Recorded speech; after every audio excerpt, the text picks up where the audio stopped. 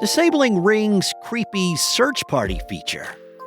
SpaceX is pivoting to focus on a moon base before Mars. And the DOJ may face an investigation for pressuring Apple and Google to remove apps for tracking ICE agents.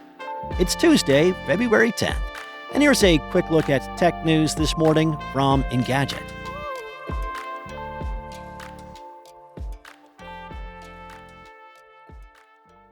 House Judiciary Committee member Jamie Raskin, a Democrat from Maryland, has asked the U.S. Department of Justice to turn over all its communications with both Apple and Google regarding the company's decisions to remove apps that shared information about sightings of U.S. immigrations and customs enforcement officers. Several apps that allowed people to share information about where they had seen ICE members were removed from both Apple's App Store and Google's Play Store in October. Politico reported that Raskin has contacted Attorney General Pam Bondi on the issue and also questioned the agency's use of force against protesters as it executes the immigration policy set by President Donald Trump.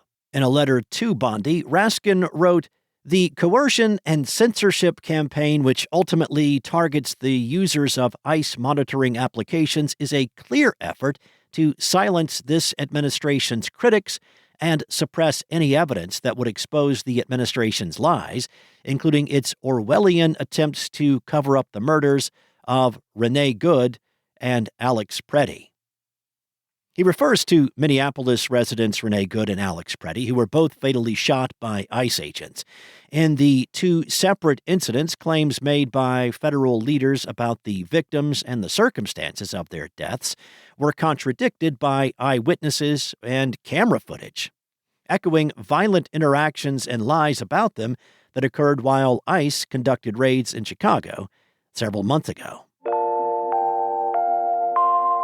Elon Musk says SpaceX has shifted its near-term priorities from Mars settlement plans to building what he called a self-growing city on the moon, arguing the lunar target is faster and more achievable. In a post on X, Musk claimed the company could complete this in less than 10 years, while doing the same on Mars would take over 20 years. This marks a major shift for the aerospace company, as Musk pointed out that the logistics of first completing a proof of concept on the moon are easier with respect to launch windows and proximity to Earth. The SpaceX founder is notorious for promising optimistic timelines that never come to pass, and said in 2017 that a base on Mars would be ready for its first settlers as early as 2024. In subsequent replies to other posts, Musk predicted Mars will start in 5 or 6 years, so we'll be done parallel with the moon, but the moon will be the initial focus. He also said a manned Mars flight might happen in 2031.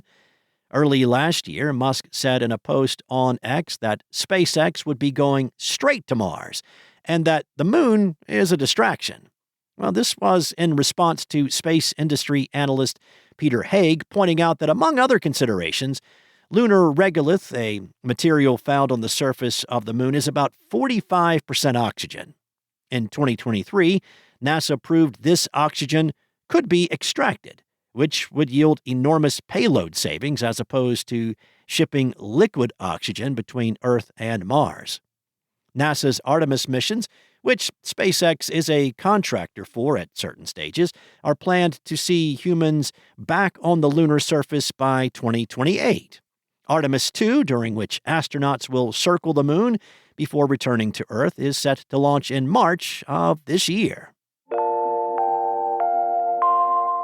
Well, you probably saw that Ring ad that aired during the Super Bowl, which touted its search party feature that did not quite get the intended buzz it was hoping for. Instead, the commercial pretty much scared the pants off of anyone concerned about a mass surveillance state. Now, the feature is advertised as a way to reunite missing dogs with their owners. It's a noble cause indeed, but Search Party does this by turning individual Ring devices into a surveillance network. Each camera uses artificial intelligence to identify pets running across its field of vision, and then all feeds are pooled together to potentially identify lost animals. Now, that is quite a slippery slope, as the technology could easily be reworked to track people. It's also worth noting that this is not a new feature. Search Party was first announced last year. According to Amazon CEO Andy Jassy, it has been used to find 99 lost dogs in 90 days of use. Approximately 10 million pets go missing in America each year. Many people are not keen on helping to create a surveillance state for a tool with what looks to be around 0.005% success rate. That percentage would rise with mass adoption, sure, but you kind of get the gist. Now, with that said, many Ring users are looking for a way to disable this feature, and it's enabled by default. So Engadget has got you covered. It's fairly simple to do. Open the Ring app and tap the menu in the top left corner. Then you select Control Center, tap Search Party, and toggle the settings to disable for both search for lost pets and natural hazards. Repeat this process for each camera.